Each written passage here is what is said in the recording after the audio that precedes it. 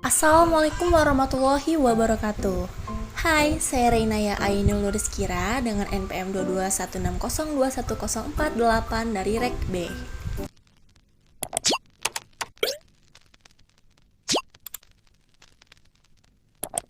Nah, di sini saya akan memaparkan materi mengenai perdagangan internasional.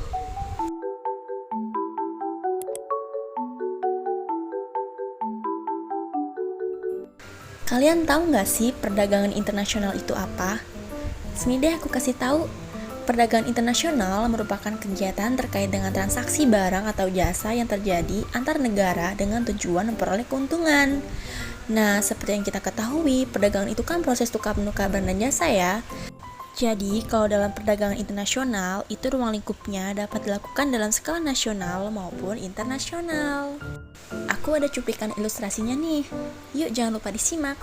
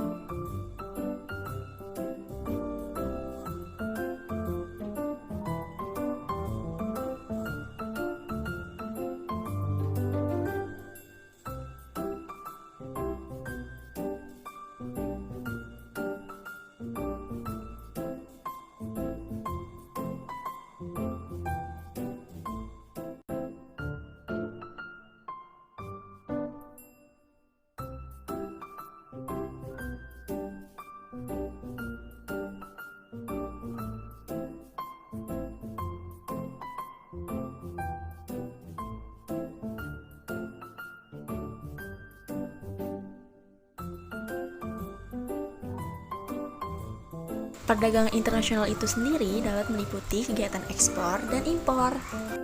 Menurut Peraturan Pemerintah Nomor 10 Tahun 2021, ekspor merupakan kegiatan mengeluarkan barang dari suatu daerah milik Republik Indonesia yang terdiri dari wilayah darat, perairan, dan udara. Nah, secara sederhana, ekspor merupakan kegiatan menjual barang atau jasa ke luar negeri. Kegiatan ekspor ini bisa meningkatkan pertumbuhan ekonomi dan memperluas pasar di seberang lautan bagi barang-barang tertentu.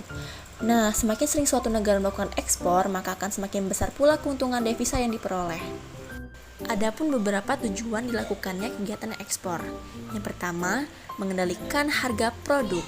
Produk dalam negeri akan memiliki harga yang lebih murah saat bisa diproduksi dengan mudah dan melimpah. Oleh karena itu, negara harus mampu mengendalikan harga di pasar dengan melakukan kegiatan ekspor ke negara lain yang membutuhkan produk tersebut. Nah, yang kedua, menambah devisa negara. Devisa itu sendiri merupakan nilai kekayaan yang dimiliki oleh suatu negara dalam bentuk mata uang asing. Dengan adanya kegiatan ekspor, maka bermanfaat untuk membuka peluang baru di luar negeri. Nantinya, peluang tersebut akan menumbuhkan perluasan pasar domestik, investasi, dan devisa pada suatu negara.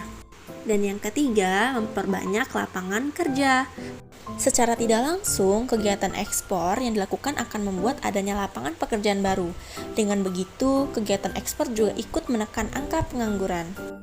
Nah, lihat deh, kapal itu membawa barang dari luar negeri ke negara kita. Nah, ini termasuk ilustrasi dari kegiatan impor. Seperti yang kita ketahui, impor merupakan masuknya barang atau jasa dari luar negeri ke dalam negeri. Kegiatan impor juga memiliki tujuan loh. Yang pertama, untuk memenuhi kebutuhan dalam negeri. Tidak bisa dipungkiri bahwa memang ada sebagian produk di dalam negeri yang mengalami kekurangan. Maka dari itu, perlu adanya impor dari negara lain. Yang kedua, memperkuat posisi neraca pembayaran. Hal yang kedua ini patut diketahui bahwa adanya aktivitas transaksi berarti menandakan bahwa perekonomian wilayah sedang bergeliat. Yang ketiga adalah memperoleh teknologi modern. Tidak semua negara mampu memiliki teknologi yang mumpuni.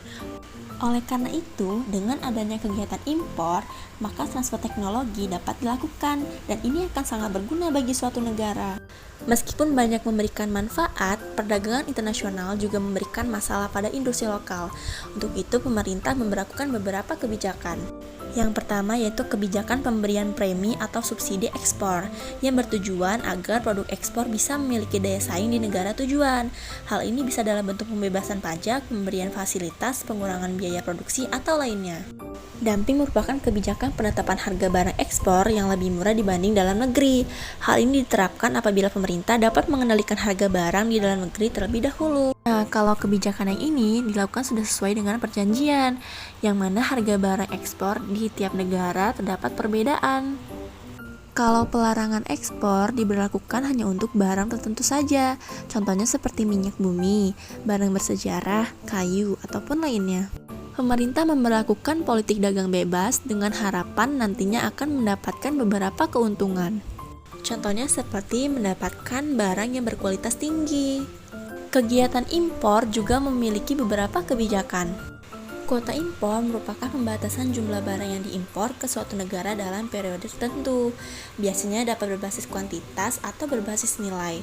Hal ini merupakan bentuk proteksionisme yang digunakan pemerintah untuk mencegah masuknya barang asing ke dalam negeri yang dapat mempengaruhi bisnis domestik.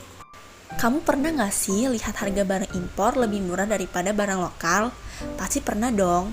Oleh karena itu, pemerintah perlu memberlakukan kebijakan subsidi agar harga barang lokal menjadi lebih murah.